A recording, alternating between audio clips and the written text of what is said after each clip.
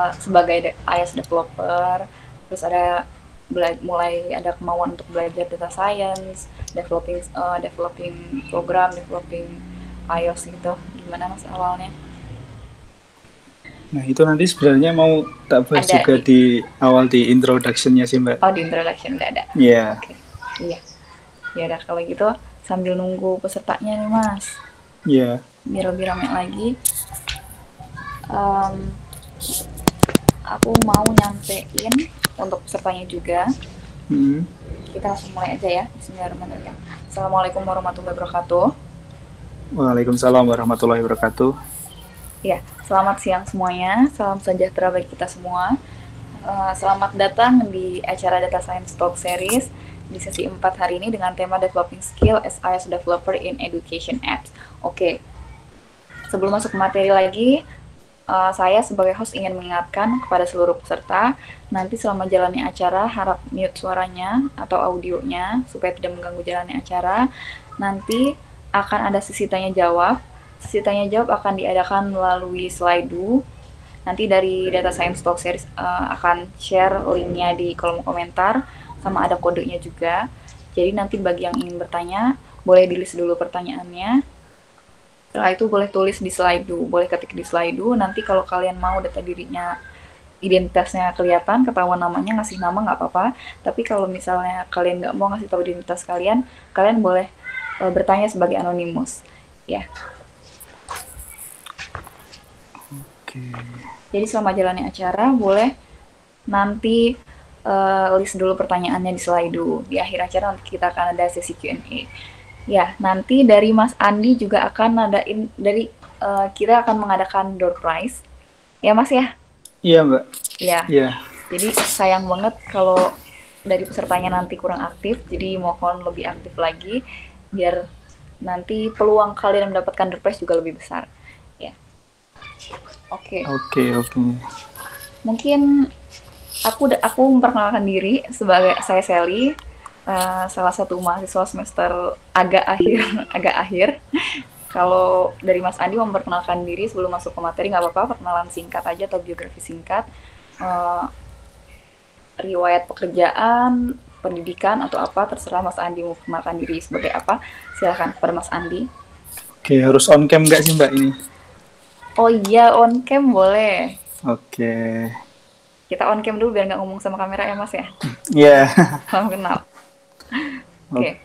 Aku juga on cam. Halo Mas Andi. Halo Mbak, selamat siang. Selamat siang juga. Oke, selamat siang semua. Assalamualaikum warahmatullahi wabarakatuh. Waalaikumsalam warahmatullahi wabarakatuh. Ya, perkenalkan nama saya Andi Saputra. Dulu juga mahasiswa Amikom angkatan 2015, lulus tahun 2018. Oke, sekarang pekerjaan saya sebagai iOS developer di Widya EduTech. Widya EduTech itu startup education yang ada di Yogyakarta. Nah, ini termasuk startup baru sih Mbak, baru sekitar 2 bulanan. Awal mula itu dari bulan Juni awal baru didirikan. Nah, itu saya langsung join sebagai iOS developer di situ. Jadi begitu secara singkatnya. Oke, Mas, ada yang menarik nih. Aku boleh tanya dulu gak? Oke, Mbak, boleh. Kan startup baru 2 bulan di Jakarta. Kalau kita kan sekarang lagi di tengah pandemi nih, tengah pandemi. Kenapa apa sih apa yang membuat trigger apa yang membuat Mas ngediriin startup di tengah pandemi? Gimana sih Mas? Nah, saya nggak ngediriin gitu. Iya, bisa gabung. Kebetulan kan sebelum join di situ, saya sempat bekerja di iOS developer juga di Coinworks. Coinworks itu salah satu fintech yang ada di Indonesia. Ya, di Jogja juga, Mbak. Nah, jadi bulan April itu ada layoff karyawan gitu. Nah, setelah cari-cari kemana-mana belum dapat kerjaan, akhirnya ditawarin jadi iOS developer di Widya Edu. Ya udah, akhirnya daftar aja.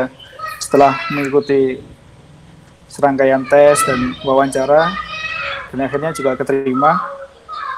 Ya, langsung awal Juli itu baru join dan masuk mulai bekerja sebagai iOS developer.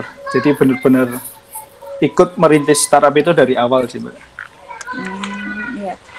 Kalau boleh tahu untuk timnya tuh rame nggak sih Mas di iOS developer tuh?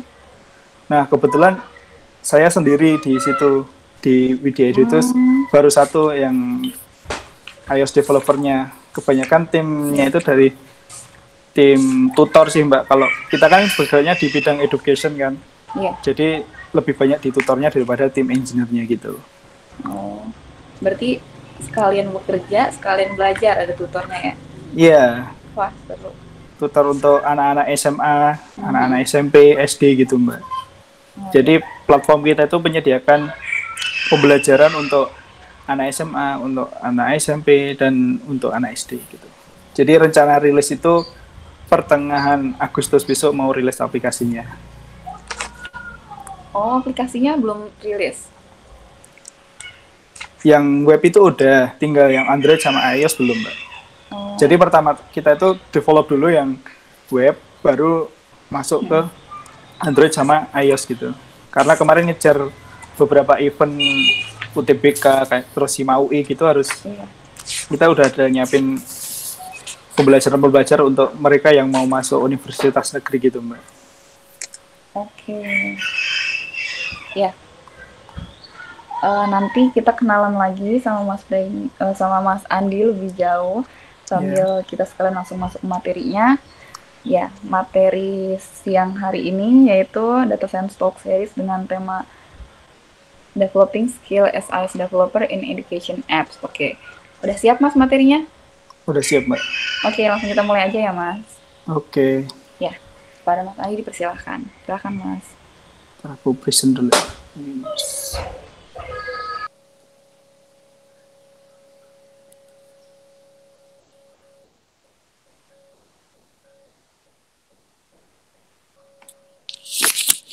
Kelihatan ya untuk slide presentasinya? Iya, kelihatan. Oke, sebelum kita mulai, saya ucapkan Assalamualaikum warahmatullahi wabarakatuh. Waalaikumsalam warahmatullahi wabarakatuh. Pada kesempatan siang hari ini, aku akan sharing sedikit tentang developing skill sebagai iOS developer yang dibutuhkan untuk di education aplikasi. Jadi, singkat cerita, saya bekerja di iOS developer di Widya EduTech. Widya EduTech itu startup untuk education yang ada di Yogyakarta. Startup ini sebenarnya ada sister company-nya. Jadi kita itu ada beberapa divisi. Yang pertama Widya EduTech, terus ada Widya Robotik, Widya Immersive, dan Widya lainnya. Jadi kita itu startup based on AI sebenarnya. Tapi untuk Widya EduTech ini itu masih baru, jadi untuk penerapan AI-nya masih tahap riset dan pengembangan, dan perlu observasi juga keperluan apa yang dibutuhkan untuk AI-nya untuk aplikasi EduTech ini. Nah, works experience saya yang pertama sebagai iOS developer di CoinWorks. CoinWorks merupakan salah satu startup fintech yang ada di Yogyakarta. Namun untuk head office-nya itu ada di Jakarta. Jadi untuk tim engineer dari CoinWorks itu semuanya ada di Yogyakarta. Jadi saya gabung di situ awalnya pada bulan Desember 2019 dan sampai bulan April 2020. Alasan saya berhenti itu bukan karena kemauan saya, tapi ada layoff dari kantornya karena mengingat kemarin itu ada COVID itu, sehingga banyak karyawan yang di layoff. Jadi mau nggak mau juga harus ada kebijakan perusahaan untuk mengurangi karyawan sehingga mengurangi cost untuk perusahaan tersebut. Nah, sebenarnya basic saya itu bukan di iOS developer, tapi basic saya itu di web developer. Jadi pernah jadi full stack developer, pernah jadi backend developer.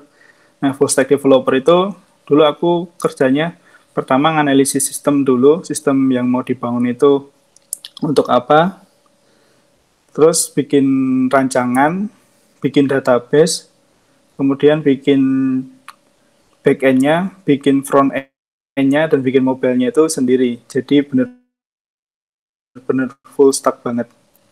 Nah, sebelumnya itu juga bekerja di back-end developer di Git Solution. Kalau teman-teman tahu, Git Solution itu perusahaan yang ada di Amikom, yang bertempat di gedung 1 itu di lantai 2. Nah, di sana saya sebagai back-end developer memulai karirnya itu juga di Git Solution itu. Jadi awal kerja setelah lulus kuliah, Seninnya itu ujian pendadaran skripsi, dan Selasanya udah kerja di Git Solution gitu.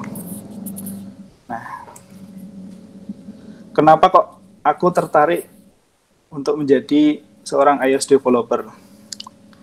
Yang pertama itu eksklusif. Kok kenapa eksklusif? Eksklusif di sini itu menggambarkan closed ecosystem punya Apple itu sendiri. Nah, mereka itu punya sistem operasi sendiri, mereka punya device sendiri, mereka punya bahasa pemrograman sendiri, sehingga untuk membuat aplikasi itu kita nggak harus kemana-mana. Jadi kita cukup mempelajari aja satu teknologi tersebut, dan kita bisa jadi fokus dalam satu bahasa pemrograman, satu teknologi, sehingga kita tidak bercabang-cabang mikirnya. Jadi lebih enak menurut saya. Yang kedua adalah faster development dan easy maintenance. Kenapa aku nyebutnya developnya dengan cepat dan sangat mudah untuk maintenance aplikasi tersebut? Yang pertama, dalam develop aplikasi iOS itu, kita cukup fokus ke beberapa device saja. Nah, untuk device iPhone sendiri kan sekarang minim kan pengguna iPhone itu mulai dari iPhone 6 sampai iPhone yang terbaru. Nah, pengguna di bawahnya 6 itu udah jarang banget. Sehingga kita dalam developnya itu juga lebih cepat. Lebih cepat kenapa? Karena misalkan kita develop aplikasi Android. Nah, aplikasi Android kan kita membutuhkan beberapa device untuk uji cobanya. Katakanlah kita develop Android untuk HP Samsung, untuk HP Oppo, dan lain-lainnya. Itu kan beda ukuran layar, beda juga versi OS-nya, sehingga kita sulit untuk maintenance ketika ada bug di salah satu device tersebut. Nah, terus mengapa kok belajar develop iOS itu sangat cepat? Karena menurut saya bahasa yang digunakan itu, Swift itu sangat mudah sekali dipelajari. Daripada kita belajar Java, menurut saya kayak gitu. Jadi saya juga pernah mempelajari Java, dan saya pernah mempelajari Kotlin, dan pernah mempelajari Swift. Menurut saya yang paling enak dipelajari untuk kedepannya itu belajar Swift. Nah, alasan kedua yaitu tadi saya sudah jelaskan, Apple itu kan closed ecosystem. Ya, jadi mereka itu punya OS sendiri, punya perangkat sendiri, sehingga kita tidak perlu membutuhkan dependensi lain untuk developnya. Nah, sehingga itu kita bisa fokus untuk developnya di satu sistem tersebut. Nah, yang kemudian yaitu lesser fragment of iOS device maker the process simpler. Nah, tadi udah jelaskan, jika kita develop di Android, itu kan berbeda-beda screen size, berbeda-beda dependensi, berbeda-beda ukuran layar, berbeda-beda OS. Nah, itu dalam pengembangan mungkin butuh waktu lebih lama daripada kita mengembangkan aplikasi iOS. iOS sendiri cukup sedikit device-nya, sehingga dalam pengembangan sangat mudah dan sangat cepat. Kemudian yaitu nomor 5, salary. Nah, kita dalam bekerja itu tidak dimungkiri dengan adanya salary. Salary seorang iOS developer itu bisa dikatakan 2-3 kali lipat salary seorang web developer atau Android developer. Kenapa kok bisa mahal untuk salary iOS programming?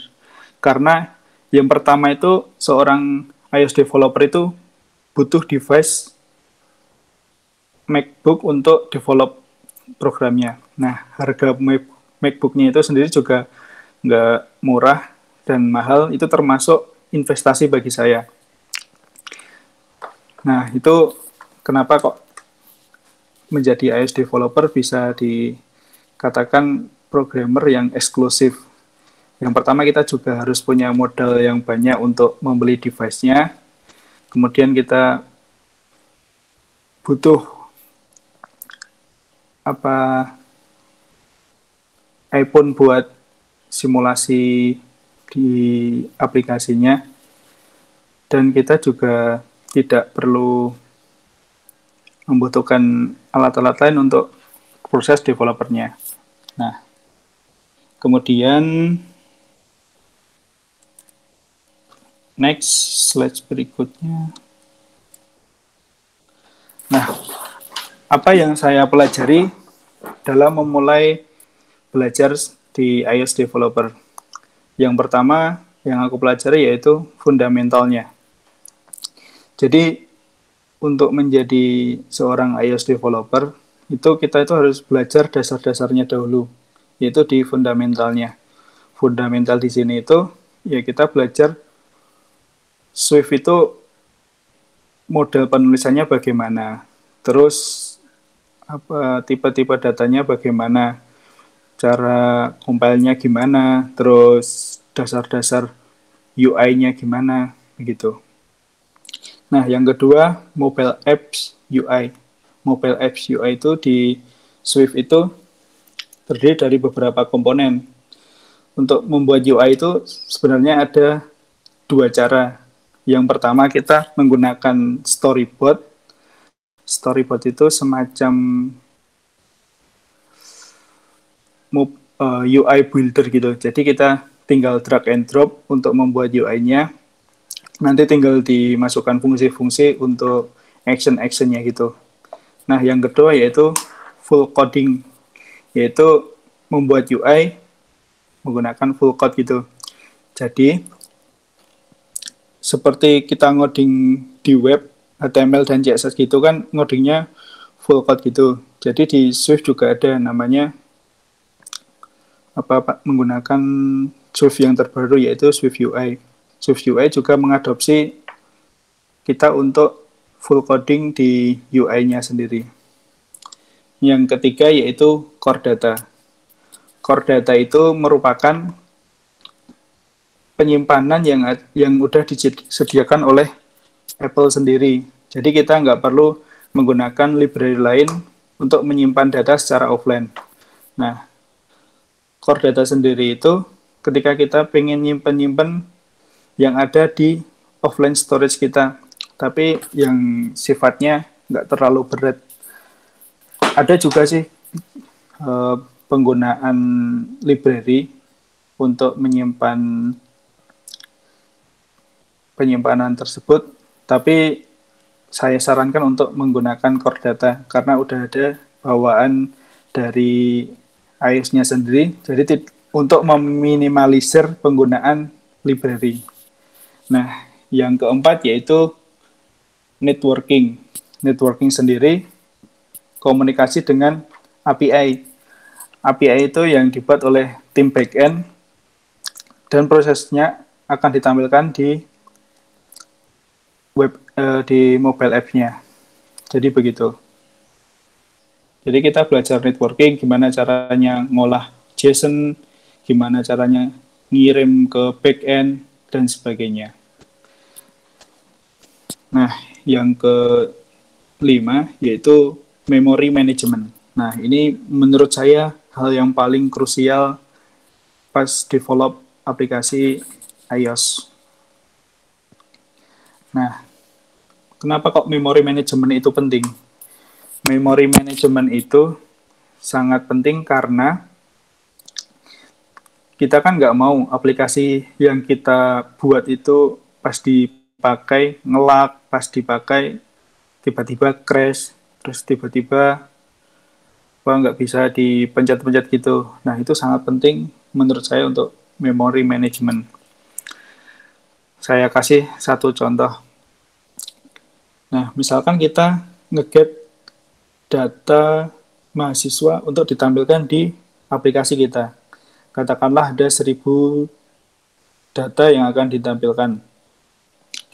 Nah, apakah kita jika membuka aplikasi yang sama untuk mengeget 1000 data tersebut, kita apakah harus nge-get dari internet lagi, dari endpoint lagi? Itu enggak. Kita bisa memanfaatkan yang namanya cache di aplikasi. Jadi nanti datanya itu disimpan sementara di cache aplikasi tersebut. Jadi kita nggak perlu nge-get berulang kali untuk mendapatkan data tersebut. Nah, terus penulisan sintak juga sangat berpengaruh untuk manajemen memori. Sebisa mungkin coding yang tidak perlu itu dihapus, atau kita sebisa mungkin untuk bikin suatu aplikasi itu benar-benar clean code. Jadi clean code itu aplikasi dibikin codingnya seminimal mungkin dan seefisien mungkin sehingga aplikasi itu sangat ringan. Terus saat menggunakan aset-aset seperti gambar atau video atau yang lainnya, sebisa mungkin menggunakan ukuran file yang sangat kecil. Jadi untuk aset-aset statis gitu, sebisa mungkin untuk ukuran size-nya sekecil mungkin, biar aplikasinya itu tidak terlalu besar. Nah, yang terakhir yaitu penggunaan third party library. Nah, third party ini digunakan ketika kita membutuhkannya saja. Misal kita butuh third party untuk networking, ketika kita dalam keadaan pengen cepat developnya, kita bisa menggunakan library tersebut. Nah, library di sini biasanya yang saya gunakan yaitu Alamo Fire. Kenapa kok saya pakai itu? Menurut saya Alamo Fire itu third party networking yang paling bagus dan yang paling cepat dan yang enteng. Nah, begitu.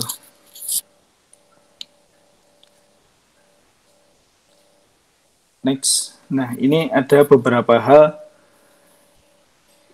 yang dibutuhkan untuk membangun aplikasi education. Yang pertama yaitu teamwork atau kerjasama. Nah, dalam membangun aplikasi itu kita juga membutuhkan kerjasama tim yang sangat solid. Jadi koordinasi antara tim back-end, tim produk, terus tim database. Jadi kita bisa koordinasi dengan mereka. Jangan sampai kita membangun sistem itu ada yang namanya miscommunication. Jadi kita itu punya jalan sendiri-sendiri, itu jangan. Nah, makanya perlu adanya koordinasi. Koordinasi itu sangat penting. Sehingga bikin aplikasi itu juga nggak saling salah-salahan. Misal dari sisi front-end udah benar, dari sisi mobile udah benar, tapi di back-end masih salah. Nah, itu harus ada koordinasi. Jadi benar-benar clear dari sisi kita masing-masing, biar kedepannya lebih enak. Yang kedua, koordinasi. Koordinasi merupakan bagian dari teamwork juga. Jadi koordinasi itu sangat penting sih, menurut saya. Kalau kita kurang koordinasi, ya akhirnya kita bakalan jalan sendiri-sendiri. Jadi untuk ngedevelopnya pun juga bakalan lebih lama, karena setiap individu pasti punya pendapat masing-masing. Nah, bagaimana cara menyatukannya, ya kita koordinasi dengan tim. Itu salah satu kuncinya biar aplikasi kita itu cepat selesai dikerjakan, cepat selesai di-develop, dan misalkan ada bug, dan segera mungkin di-fixin bug-nya tersebut. Nah, yang ketiga yaitu Git. Git itu merupakan software developer version control. Itu sangat penting buat penyimpanan repository coding kita.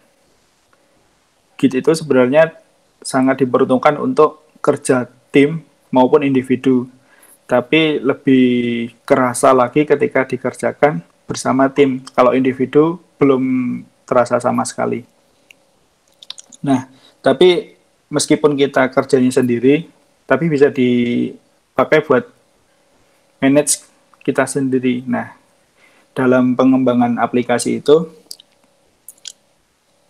untuk Git-nya itu biasanya saya menggunakan GitHub atau GitLab. Nah, di GitHub itu nantinya aku bakalan bikin yang namanya repository. Nah, repository itu nantinya ada beberapa branch yang aku pakai. Jadi dikelompokkan gitu. Di repository itu defaultnya itu branch-nya master. Nah, terus untuk memudahkan tahap development, aku membaginya menjadi 3. Yang pertama, branch master itu untuk coding yang benar-benar udah jadi, nggak ada bug. Yang kedua, branch development, yaitu branch tahap pengembangan. Terus yang ketiga, yaitu branch testing. Jadi ketika di develop udah selesai, udah dites, terus dites secara kita, secara internal, kemudian dipindah ke branch testing. Nah, di situ bakalan dites sama tim tester atau tim produk. Jadi benar dites di situ, setelah benar-benar fix baru masuk ke master. Kalau udah masuk ke master, kalau fiturnya udah benar-benar selesai, bisa langsung di-upload ke App Store gitu. Nah, dalam membangun aplikasi education, kita membutuhkan sebuah komunikasi yang secara real time. Makanya saya memanfaatkan fitur Firebase yang disediakan oleh Google untuk membuat real time chat. Jadi di Widya itu kan aplikasi education untuk siswa dan tutornya. Nah, siswa dan tutor itu membutuhkan komunikasi yang real time. Makanya aku menggunakan teknologi Firebase itu untuk membuat chatnya antara siswa dan tutornya. Nah, tidak hanya sebatas chat saja, aku juga memanfaatkan WebRTC. WebRTC itu semacam real-time communication. Nah, contohnya yang sedang kita pakai sekarang itu, Google Meet itu juga mengadopsi teknologi WebRTC untuk real-time communication-nya. Bisa juga untuk video atau voice. Nah, itu sangat dibutuhkan untuk membuat aplikasi di bidang pendidikan. Karena kita kalau belajar tanpa tatap muka dengan gurunya langsung, siswa dengan tutornya langsung, itu kayak nggak afdal gitu. Kalau kita belajar cuma mendengarkan suara atau sebatas chat aja. Nah, yang terakhir yaitu manajemen memori. Nah, manajemen memori itu juga sangat penting. Misal, tadi udah sempat saya jelaskan. Nah, untuk manajemen memori di aplikasi ini, yaitu manajemen memori untuk digunakan secara bersama-sama. Jadi, aplikasinya tidak berat. Contohnya itu seperti penggunaan di real-time chat-nya. Nah, gimana caranya memanage real-time chat-nya biar nggak berat banget ketika digunakan? Nah, yang pertama itu menggunakan dibatasi pemanggilannya. Jadi chat yang ditampilkan itu, yang pertama itu semisal dibatasi 20 dulu. Jadi yang chat yang lama-lama nggak ditampilin. Jadi ketika di-scroll, itu baru ditampilin datanya yang lama-lama. Nah, begitu. Yang video conference juga sama. Kita mencari third party yang benar-benar menyediakan video conference yang membutuhkan koneksi yang nggak harus cepat, tapi memberikan kualitas video yang bagus. Nah, dalam kasus ini kita bisa menggunakan library dari Zoom Meeting. Nah, Zoom Meeting itu kan mereka juga open API untuk diimplementasi di aplikasi mobile maupun website. Nah, kita bisa memanfaatkan dari Zoom Meeting tersebut.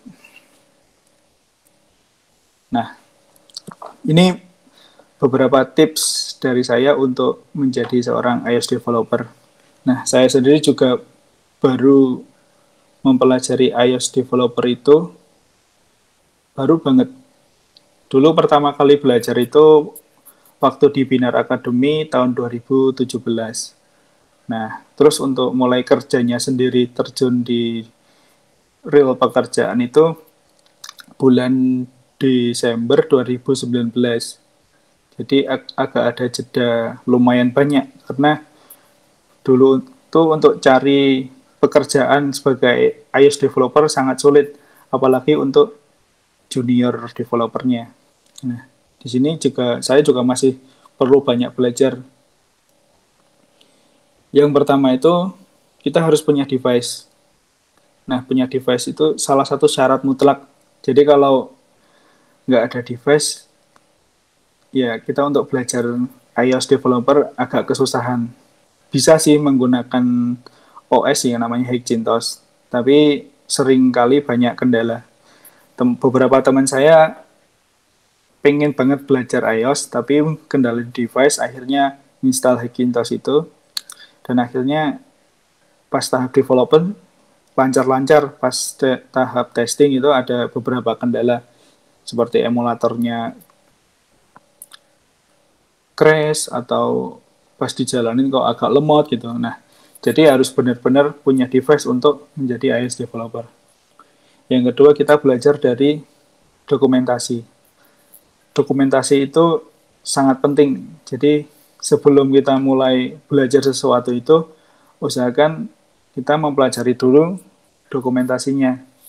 Nah, di dokumentasinya itu udah dijelaskan semua, mulai dari A sampai Z, meskipun nggak sedetail apa yang kita inginkan. Misal kita ingin membuat fitur A, kok di dokumentasi nggak ada. Nah, itu kita harus benar-benar memainkan logika. Misalkan di dokumentasi itu udah ngarahin, misalkan kamu pengen buat fitur A, kamu harus pakai ini. Tapi nggak mungkin kan kita di dokumentasi itu ada langkah-langkahnya sedetail itu, kamu harus ini dulu, enggak. Kita harus mempelajari satu-satu, harus baca, nggak harus dihafal, tapi dicoba setiap hari, diterapkan, terus cari studi kasus.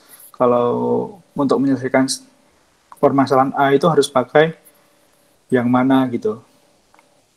Nah, yang ketiga yaitu belajar dari fundamental.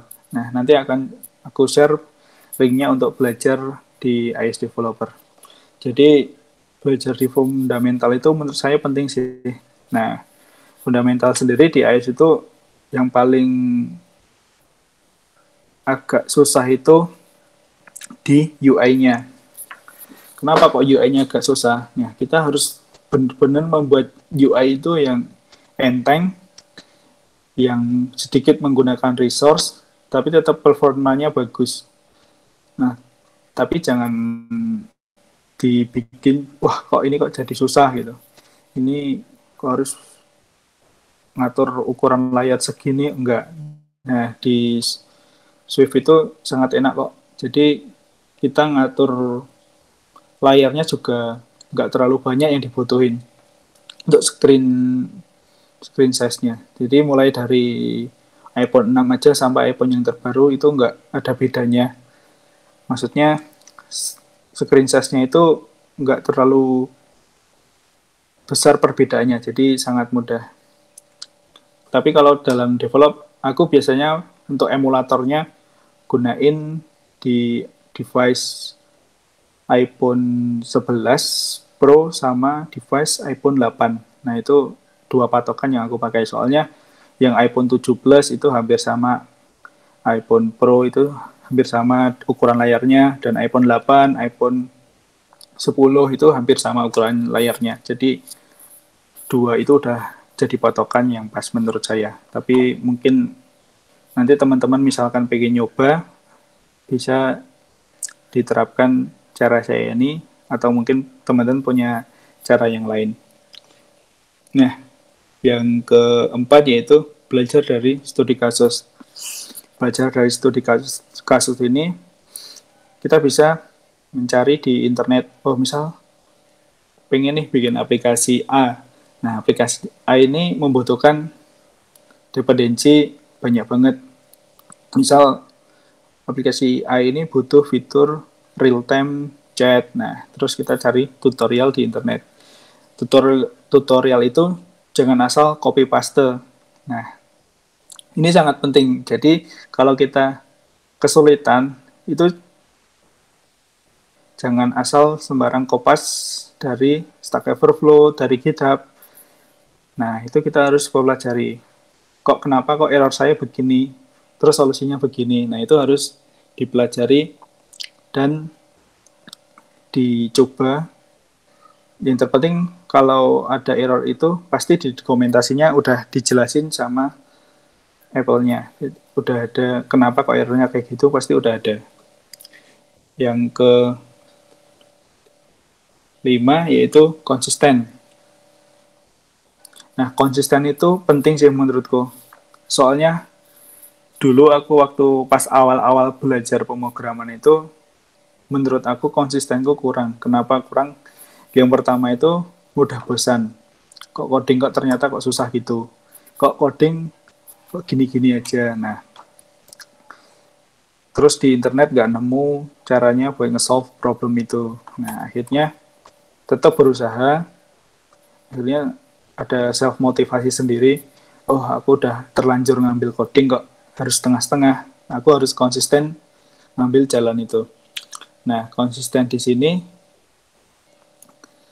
kita setiap hari berusaha untuk belajar ilmu yang baru, terus belajar dari studi kasus juga.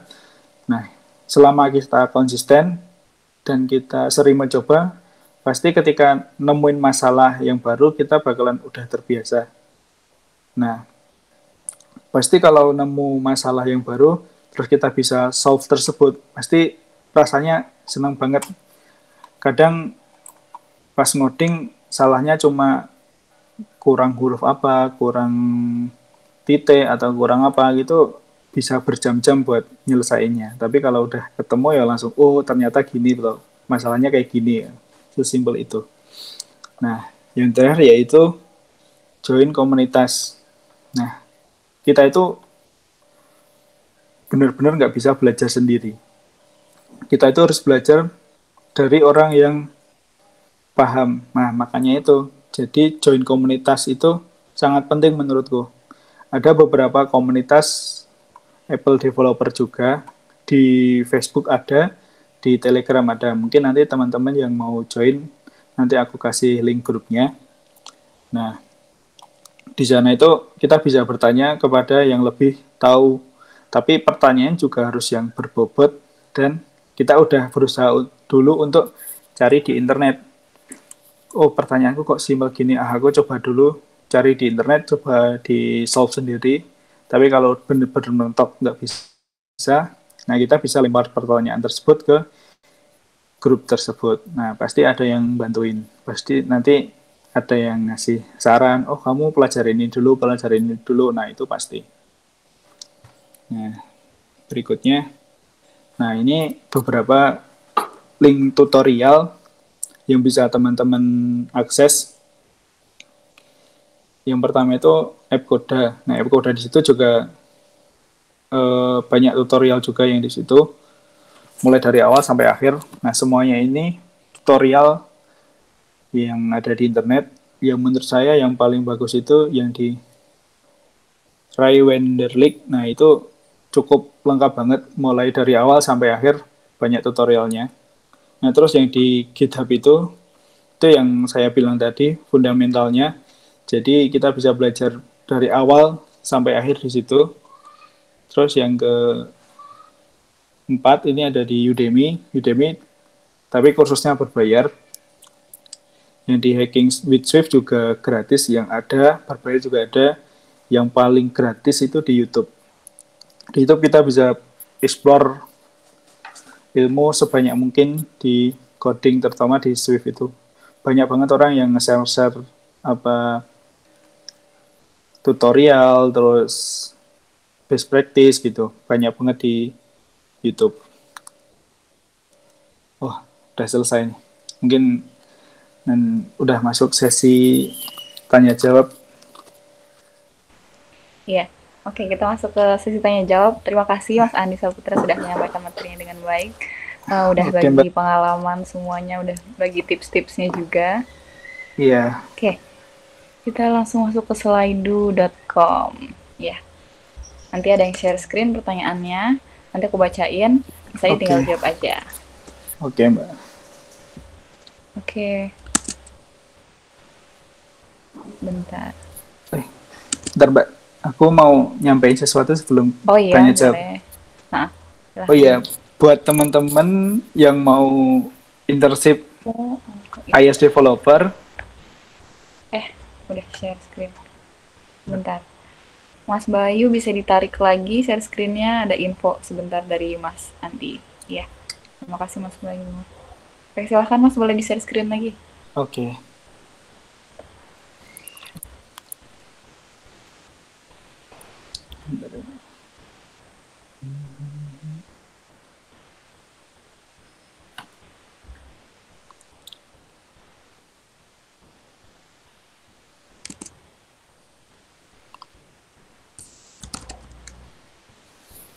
Oke, buat teman-teman yang mau internship di Widya Edu, kami membuka internship untuk posisi iOS developer untuk periode 2 bulan. Nah, ini berikut kualifikasinya. Mungkin dari teman-teman yang berminat bisa langsung send CV-nya ke hello@widyaedu.com, subjeknya intern iOS developer. Nah, nanti buat teman-teman yang lolos, nanti bisa belajar Swift juga, belajar iOS developer bareng aku juga.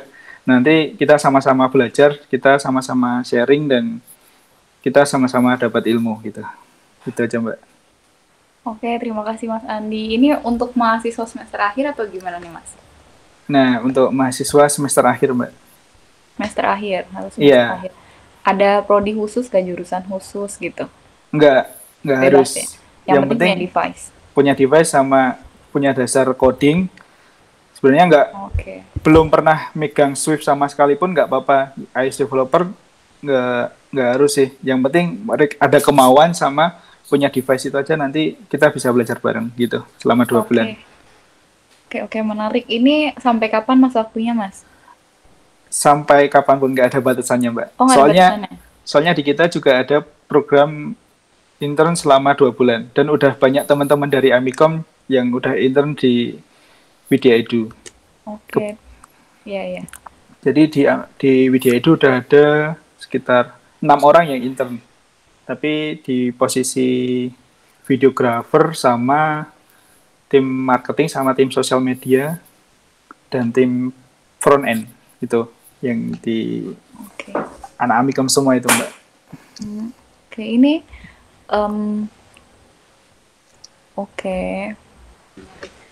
untuk yang terima juga apa nggak ada batasannya bagaimana, Mas? Jadi kita buka terus untuk internshipnya. Iya, internshipnya itu kita buka terus untuk kedepannya. Jadi kita nggak cuma sharing untuk siswa dan lain-lain, kita juga sharing kepada teman-teman mahasiswa yang pengen ngerasain magang gitu. Jadi sama-sama bermanfaat gitu, Mbak. Oke, terakhir tentang internship nih, Mas. Itu yang dikirim cuma CV aja atau harus ada portofolio, terus ada persyaratan-persyaratan lainnya? Nah, kalau baru punya CV aja nggak apa-apa. Kalau ada yang ada portfolio juga, pakai portfolio juga nggak apa-apa. Kita nggak cuma buka iOS saja, kita juga buka Android, terus kita buka front end sama back end juga, Mbak, untuk di tim engineer-nya. Oke. Oke, nanti bisa lebih lengkapnya lihat kemana nih Mas? Ke websitenya atau ke Instagramnya? Di Instagramnya aja Mbak, di @widyaedu. Oke, Oke. Widya Edu. Ya, sekarang kita masuk ke sesi Q&A ya Mas? Oke Mbak, siap. Oke, Mas Bayu boleh di-share screen lagi pertanyaannya? Oke, bisa di end screen Mas, dibantu biar tidak overlap.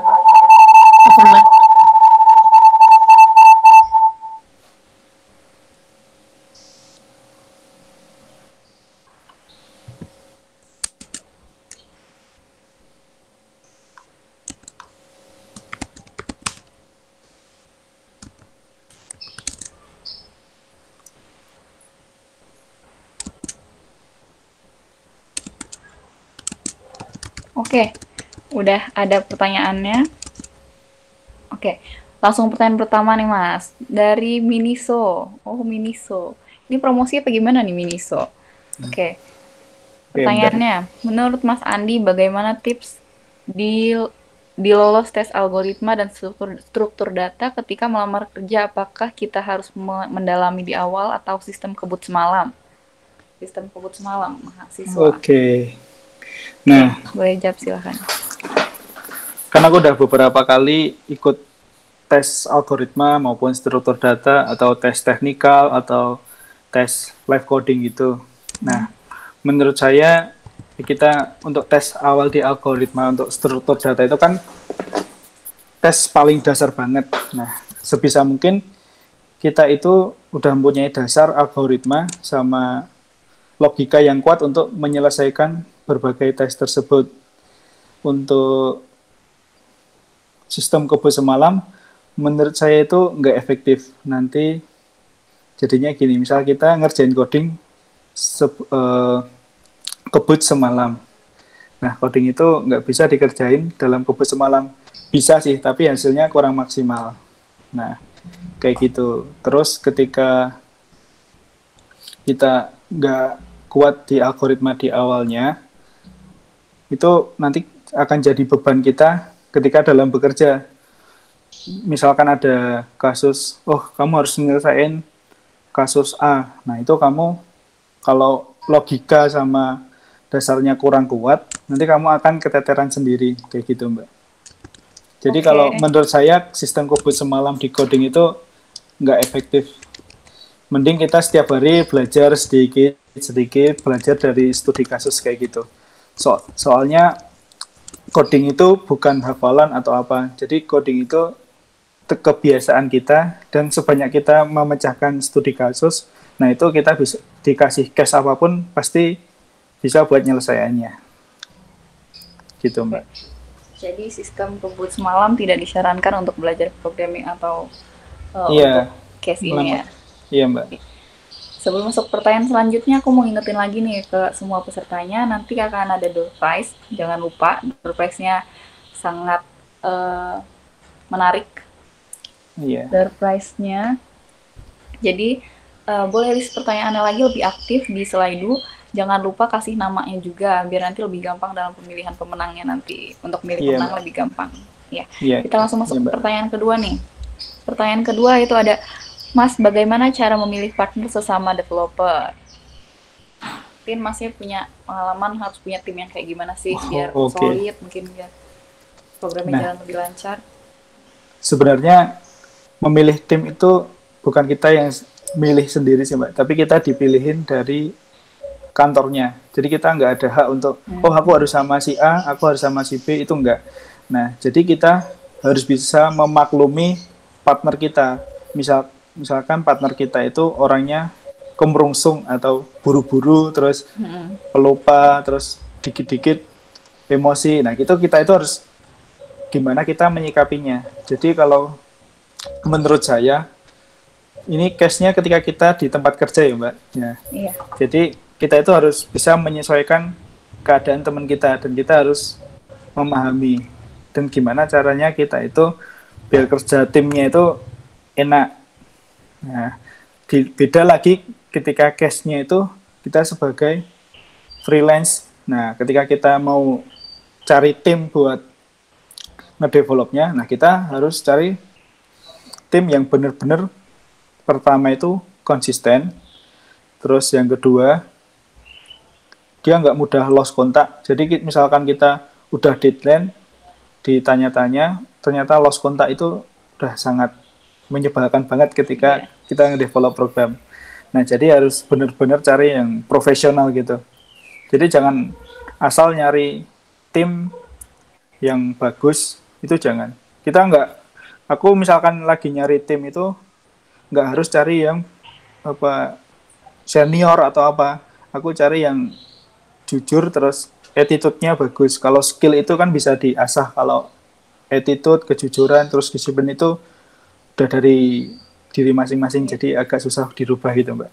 Jadi kalau orangnya itu udah baik, udah attitude-nya baik, nanti skill-nya itu udah ngikutin sendiri. Pasti mau ada kemauan untuk belajar. Nah itu kalau aku cari partner di developer gitu, Mbak. Oke, setuju Mas. Baik udah bawaan ya. Iya. Kalau belajar itu yang penting ada niat mau belajar. Iya. Oke, selanjutnya. Next question. Pertanyaan selanjutnya yaitu mana nih kursornya ya? Nah, oh, dari Adit. Nih, dia kasih nama nih. Adit. Terima kasih Mas Adit. Pertanyaannya, menurut Mas apa yang menyebabkan pembuatan app di App Store tidak didistribusikan di Play Store juga begitu pula sebaliknya? Oh, jadi gini, pembuatan apps itu masing-masing developer punya job desk sendiri-sendiri, terus masing-masing perusahaan punya strategi marketingnya sendiri-sendiri. Jadi ketika kita menjumpai aplikasi di Android kok nggak ada di App Store, atau sebaliknya di App Store nggak ada di Android, itu kebijakan masing-masing perusahaan. Itu juga menjadikan strategi marketing mereka. Itu yang pertama. Yang kedua, mungkin tim developnya belum ada, misalkan aplikasi Android-nya itu udah ada, di aplikasi iOS-nya belum ada, kemungkinan masih tahap pengembangan, atau emang benar-benar mereka cuma khususin di aplikasi Android gitu. Jadi itu sih salah satu faktornya kenapa kok aplikasinya mungkin ada beberapa yang ada di Play Store, ada yang di App Store, tidak ada di Play Store, atau sebaliknya. Nah itu mungkin penyebabnya. Jadi kembali ke kebijakan masing-masing perusahaan atau masing-masing developer gitu. Jadi mereka punya strategi marketingnya sendiri-sendiri, Mbak. Jadi nggak ada faktor yang lain. Oke, semoga menjawab ya Mas Adit ya. Sekarang lanjut lagi kita ke pertanyaan selanjutnya, yaitu ada, tambah lagi pertanyaannya dari anonimus lagi. Ini nggak ada yang mau kasih nama, siapa tahu kalian kesebut namanya sama Mas Andi jadi pemenang gitu kan. Door prize-nya precious banget, jadi sayang banget kalau kalian nggak ikutin kesempatan tanya, kesempatan lebih aktif. Sekarang sambil, ini pertanyaan terakhir ya. Lanjut lagi, pertanyaannya itu ada syarat-syarat belajar iOS develop selain device-nya. Aduh. Kunci utamanya tadi yang disampaikan adalah device ya, ini pertanyaannya device-nya. Oke, mungkin Mas ada mau jawab selain device? Kalau selain device tadi udah aku jelasin, yaitu fundamentalnya. Jadi kita bisa belajar dari dasar, belajar dari dokumentasi. Dokumentasi itu sebenarnya belum cukup sih untuk belajar. Namun untuk awalnya kita lebih belajar di dasar-dasarnya dulu. Kemudian kalau udah dasarnya udah bisa ngehandle, kita juga belajar di fundamentalnya. Tadi linknya udah aku share untuk belajar fundamental di iOS developer. Nah itu bisa dipelajari. Mungkin kalau kita udah finish fundamentalnya itu, aku yakin pasti kita bisa nge-build aplikasi dari awal sampai akhir itu mudah banget kalau fundamentalnya udah kuat sih. Sebenarnya sih bisa, tanpa fundamental pun kita bisa nge-build aplikasi iOS. Tapi kita cuma asal nyomot dari GitHub, nyomot dari Google, itu sebenarnya bisa. Tapi kita nggak tahu, oh ini kok bisa gini karena apa? Oh bisa fitur A ini bisa jalan karena apa gitu. Kita nggak bakalan tahu. Kita taunya ya udah aplikasi itu jalan. Kita nggak bakal tahu ketika ada bug, waduh ini gimana cara benerinnya, bagaimana cara maintenance-nya ke depan. Nah itu kurang kurang efektif sih menurutku. Jadi fundamentalnya harus dikuatkan dulu sebelum kita develop aplikasi iOS gitu Mbak. Oke. Mungkin kalau nggak pakai device-nya harus lebih sabar lagi ya Mas ya? Iya, tadi aku Karena udah bisa jadi lebih lama. kasih contoh buat pengguna Windows itu bisa install dual boot pakai Hackintosh. Tapi ya ada kelemahannya, kadang suka crash gitu. Jadi buat teman-teman yang pengen ya bisa nabung dari awal mumpung masih mahasiswa atau masih kuliah itu uangnya ditabung dikit-sedikit. Nah, Iya. soalnya kedepannya itu programmer Swift khususnya di Apple itu sangat dibutuhkan banget. Soalnya di Indonesia itu jarang banget, Mbak. Oke, Karena prospeknya besar ya iya, kalau di prospeknya sebagai iOS developer itu sangat besar. Ini aja tempatku kerja itu juga lagi nyari tim udah berbulan-bulan belum dapat sih, Mbak. Sangat susah juga. Jadi peluangnya itu sangat besar.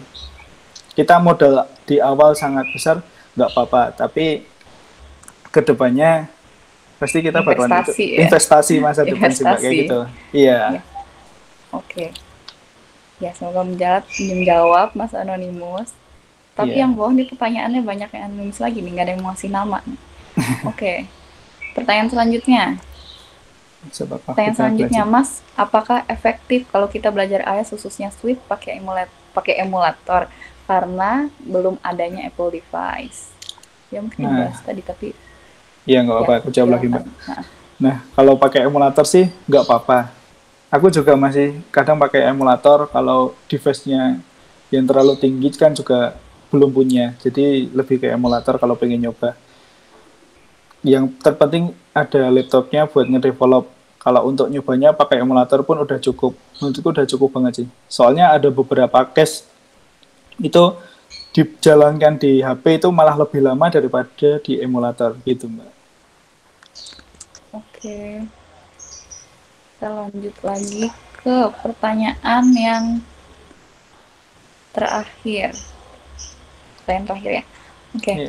Yang terakhir yaitu dari Mas Anonymous lagi, pertanyaannya adalah melihat perkembangan hybrid app developer seperti Flutter, React Native, dan lain-lain, menurut Mas apa dampak terhadap native? Apakah native developer akan tergantikan ke depannya? Oke, aku jawab ya. Nah, aku juga sempat mempelajari hybrid Flutter sih. Jadi aku pernah juga ngedevelop apps itu di Flutter. Ada beberapa kendala yang aku alamin ketika aku develop pakai hybrid. Hybrid itu kan ketika sekali coding bisa dipakai di iOS sama Android. Permasalahan utamanya ketika ada dependensi yang misalnya di Android jalan, tapi di iOS-nya itu nggak jalan. Nah, itu kan pusing banget. Sedangkan kita itu hanya ngubah di satu codingnya, yaitu di Flutter-nya. Jadi kita harus mau nggak mau, harus nunggu dulu, diupdate dulu dependensinya sama penyedianya. Jadi menurut aku, kedepannya native itu nggak bakal tergantikan. Karena itu sendiri, native itu kan kalau di Swift, di punya ekosistemnya Apple, yang paling diutamakan itu yang Swift daripada yang hybrid. Kalau yang hybrid untuk file size-nya itu juga sangat besar, jadi bisa 2 kali lipatnya aplikasi yang dibikin dari native. Dan untuk beberapa fitur itu ada yang belum support di hybrid. Kayak kemarin tuh aku di tahun 2018 itu sempet ingin develop aplikasi yang bisa di video conference. Nah itu saat itu belum ada dependensinya. Mungkin saat ini udah ada sih. Tapi aku belum pernah nyoba juga. Tapi untuk kedepannya tetap yang native itu nggak akan tergantikan. Oke, jadi aman. Gitu. Aman banget. Oke, ternyata masih ada pertanyaan yang masuk lagi nih Mas. Dari Mas Ali, langsung 2 pertanyaan di sini nih. Mungkin Mas admin boleh dipilih pertanyaannya yang mana nih? Atau langsung dua-duanya? Kita langsung dua-duanya aja. Pertanyaan pertama ya. Pertanyaan pertama dari perkembangan hybrid. Oh, ini yang tadi.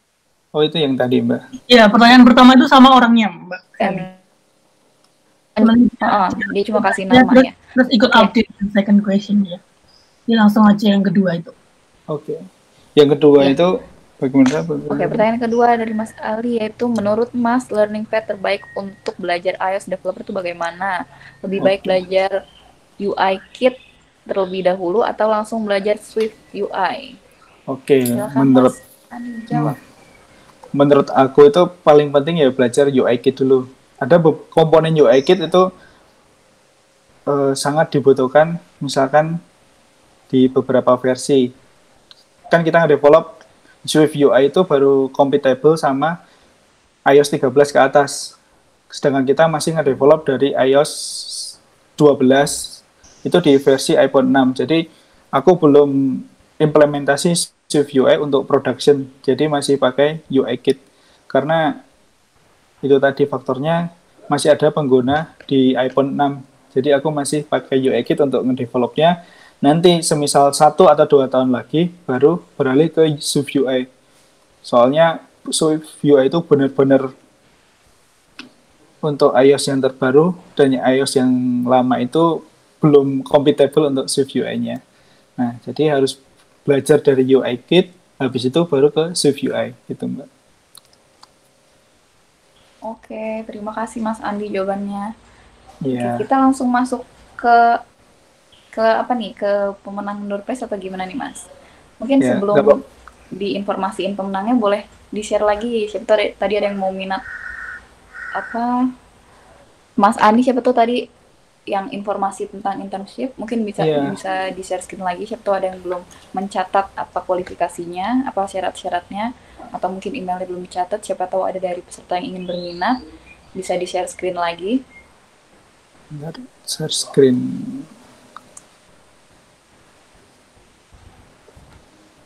Masih. Sambil kita nunggu, nanti Mas Andi yang akan ngasih tahu pemenang door prize-nya ya.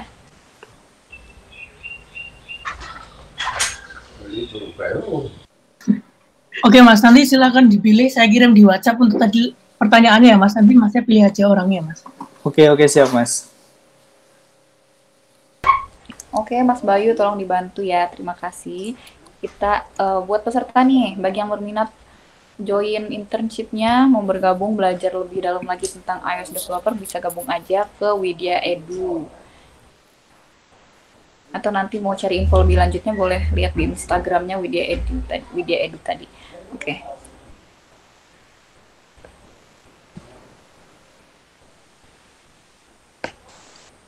Oke. Duh, aku bingung ya mau nonton yang mana.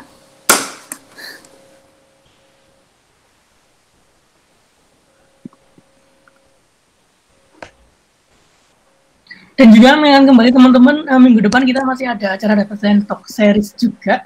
Dan untuk judulnya atau topiknya nanti akan kita share setelah ini ya, setelah foto bersama atau mungkin setelah ada announcement internship ini Mbak Sally.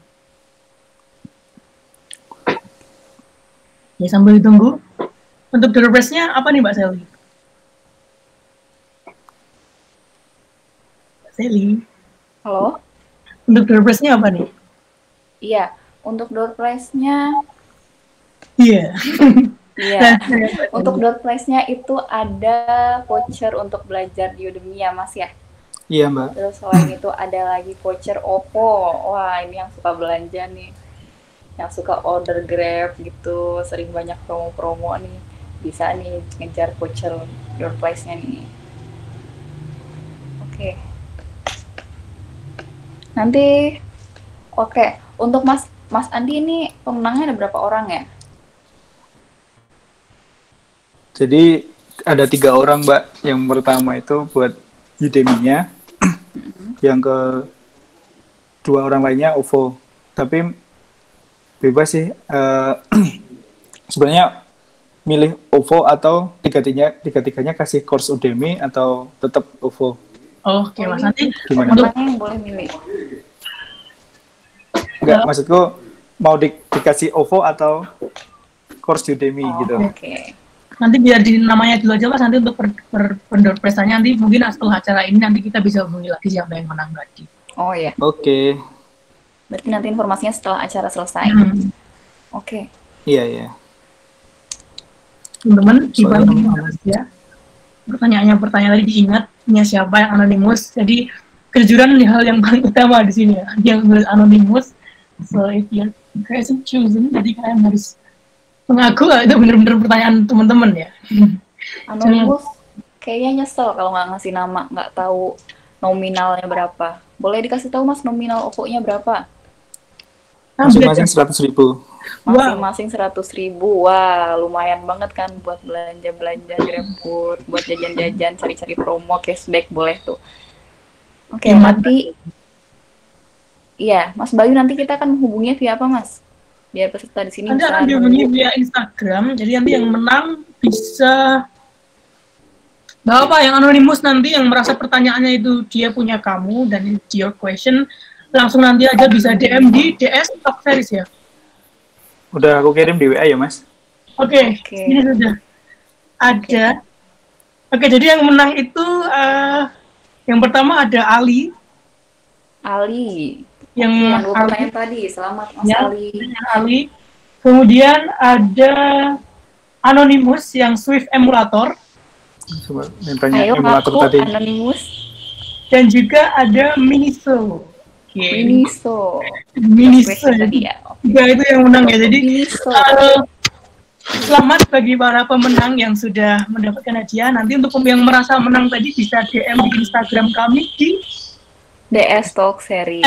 DS Talk Series. Oke. Tapi sebentar saya coba cross check dulu. Siapa tahu nih yang tanya nanti panitia kan. Jangan lupa sebelum kita DM dan infoin pemenangnya, jangan lupa untuk follow dulu Instagramnya DS Talk Series. Oh iya, nanti kita akan update. Course-nya itu Udemy-nya milih yang iOS developer atau non iOS developer bebas ya. Jadi aku nggak nentuin harus iOS developer untuk Udemy-nya. Teman-teman bisa milih yang Mas Ali tadi, bisa milih course-nya apa, nanti biar saya kasih akunnya untuk akses course tersebut. Oke, Mas, ini setelah tadi di cross check ternyata ada satu yang dia, Mas. Jadi mungkin satunya yang Anonymous Swift Emulator tuh, Mas. Tadi teman saya ternyata. Itu bisa yang diganti, kalau yang Swift Emulator bisa diganti yang mana? Mungkin mana ya? Oke, jadi masih tenang teman-teman, masih ada harapan. There is a hope. Atau boleh buka pertanyaan lagi via open mic, mungkin yang lebih berani orangnya. Ada yang mau open mic? Pertanyaan khusus buat Mas Andi, silahkan. Yang mau open mic tadi Mas, Mas Rio, Mas Roy, RO1. Silahkan bisa tanya nanti. ROI. Directly. Oh, RO1. Nggak usah pakai. Ya mungkin ada yang kecewa dia nggak kurang aktif, bisa langsung yang mau tanya open mic-nya. Tanya, nanti langsung kasih hadiah itu. Asik. Gampang banget nih, cuma tanya dapat voucher uang. Just open mic ya? Iya. Aku kalau jadi peserta aku mau open mic nih, Mas. Aduh.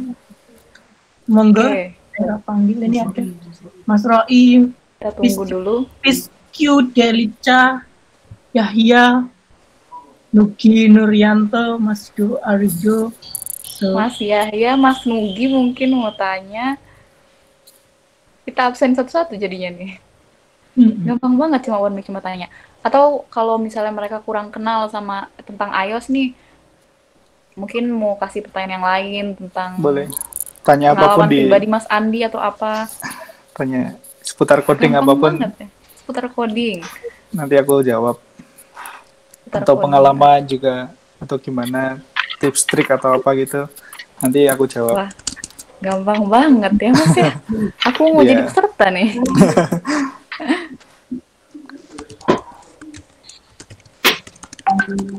Boleh tanya nggak? Wah, boleh. Silahkan Mbak. Ada yang nanya tadi? Iya. Tapi nggak membahas untuk iOS-nya ya. Mas, soalnya masih lumayan bingung untuk masalah infonya. Iya. Untuk masalah codingnya, berarti kan Mas berarti udah masuk ke dunia coding tuh dari kuliah itu, atau kayak pengalaman Mas untuk mengenal coding dan untuk suka sama coding tuh kayak gimana sih Mas? Soalnya baru kayak mau fokus belajar. ke coding tapi masih diambang-ambang gitu. Oke, jadi aku mau sedikit cerita ya. Jadi aku mulai coding itu udah dari 2013 akhir. Jadi pas waktu masih sekolah SMK. Nah, dulu itu sebenarnya aku nggak suka ngoding sama sekali. Waktu pelajaran itu jarang banget perhatiin coding, terus ada ujian praktek gitu, itu jarang banget ngerjain. Nah, suatu ketika, kan di kelas 2 SMK itu kan ada magang kan, semua siswa wajib magang. Nah, kan aku dulu ngambil jurusannya RPL, mau nggak mau itu harus ngoding, jadi kayak terpaksa gitu ngoding. Ya udah itu kan buat syarat juga buat nilai untuk naik kelas. Akhirnya mau nggak mau ya harus belajar coding, dan akhirnya malah ternyata coding itu sangat menyenangkan. Coding itu membuat kita itu berpikir apa gimana caranya menyelesaikan masalah itu dengan cepat, seefektif mungkin, dan gimana caranya kita itu buat manage waktu juga. Nah, dari situlah aku suka ngoding. Dari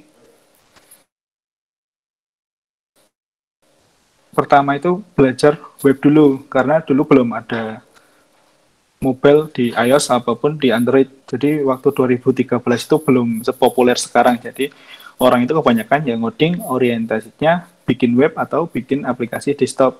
Ya udah, awal-awal itu aku bikin aplikasi web untuk WordPress dulu pas pertama kali ngoding. Jadi ngoding pertama itu bikin template WordPress. Nah, habis itu belajar lagi bikin sistem sekolahan, bantuin di sekolahanku. Dulu aku bantuin bikin sistem keuangan, sistem pendaftaran, sistem penilaian, sistem BP di sekolahku. Jadi aku ikut bantuin. Nah, sedikit-sedikit bisa nambah uang jajan lah dulu, soalnya dikasih fee dari sekolahan buat ngebantuin itu. Nah, akhirnya sampai sekarang pun juga sering nge-freelance, jadi nggak kerja onsite aja, tapi juga kalau misalkan ada kerjaan freelance yang nggak begitu berat, ya aku ambil, hitung-hitung juga buat belajar dan menambah uang saku juga. Nah, kayak gitu. Jadi kuncinya itu sebenarnya kita itu bisa. Nah, kalau aku dulu bisa karena terpaksa, terus bisa terbiasa karena terpaksa gitu. Jadi terpaksanya itu terpaksa yang baik, jadi nggak apa-apa kalau terpaksanya yang baik. Jadi bisa buat nambah ilmu, bisa nambah sesuatu yang baru. Nah, terus konsisten itu.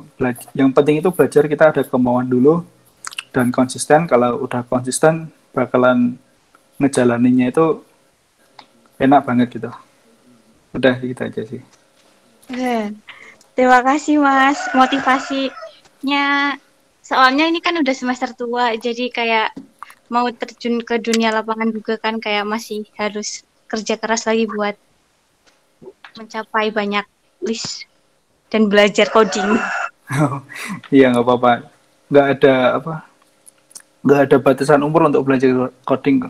Temanku itu malah baru belajar coding di umur 25 tahun. Nah, teman kantor itu. Jadi dia baru sempat belajar coding di umur segitu, terus sekarang dia udah umurnya hampir 30 baru masuk kerjaan di coding gitu, Mbak. Gitu. Jadi terima kasih Mbak pertanyaannya. ya. Oke, nanti dari Mas Bayu gimana nih Mas? Nanti langsung diinfoin di Instagram atau langsung di sini? Apa Ya, kita kasih jadi info dari dua-duanya dari? Ya, nanti dia tadi Mbak Fiski ya, Mbak Fiski, kira gimana Mbak Fiski? Oke. Fiski. Nanti sama tadi yang dua tadi akan kami umumkan di Instagram, jadi nanti mohon untuk DM ya, DM di Instagram BS Talk Series. Selamat buat Mbak Fiski dan Ministo, terus tadi ada satu lagi Mas Ali ya, Mas Ali. Ya. Ya, itu saja. Oke. Mungkin bisa di share screen Mas, soalnya kami juga mau share gitu. Oke, terima kasih Mas Andi. Ya, sama-sama. Dan buat foto. Nah, oke. Acara selanjutnya untuk Data Science Talk Series minggu depan akan kita infoin di Instagram. Jangan lupa kalian follow dan tunggu updatean selanjutnya dari Instagram DS Talk Series. Yang bagi pemenang juga selamat. Oke, selamat kalian beruntung dapetin door prize-nya, dan itu ada poster untuk acara Data Science Talk Series selanjutnya. Dengan tema Introduction to Digital Image Processing. Oke, yang mau belajar Digital Image Processing, boleh langsung join lagi. Nanti di acaranya akan diselenggarakan pada hari Sabtu 15 Agustus 2020. Maaf. Jangan lupa di jam 10 sampai jam 12 siang. Oke.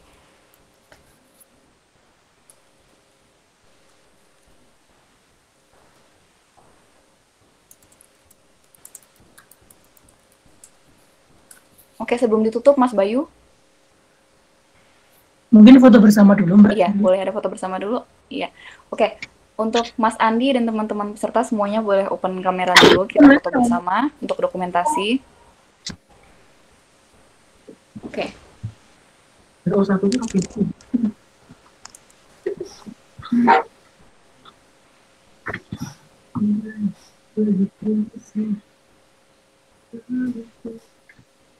Ayo boleh semuanya open kamera, kita foto bersama dokumentasi.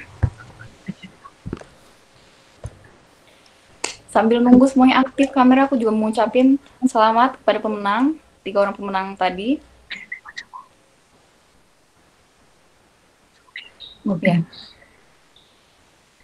Oke, boleh langsung kita foto bersama aja, langsung dijepret aja. Mas Bayu silakan. Oke, 3, 2, 1. 3, 2, 1. Oke, terima kasih teman-teman. Oke, cukup. Oke, terakhir saya ingin mengucapkan terima kasih banyak kepada Mas Andi Saputra yang sudah berbagi ilmunya sama kita, berbagi pengalaman, berbagi ilmu, berbagi hadiah juga. Terima kasih banyak, semoga ilmunya bermanfaat, semoga juga menginspirasi untuk yang mau tanya, tadi yang mungkin mau cari pengalaman kerja, mau mulai terjun ke dunia coding. Jangan lupa juga nanti kalau ada yang tertarik belajar iOS developer lebih lanjut lagi, bisa ikut internship. Terus selain itu, jangan lupa juga ikutin acara Data Science Talk Series di minggu selanjutnya, yaitu Data Science Talk Series sesi 3, episode 5. Oke, episode 5. Oke, akhir kata, saya ingin mengucapkan terima kasih banyak sekali lagi Mas Andi dan semua teman-teman peserta yang sudah bergabung. Ya, saya akhiri. Wassalamualaikum warahmatullahi wabarakatuh. Waalaikumsalam warahmatullahi wabarakatuh. Waalaikumsalam.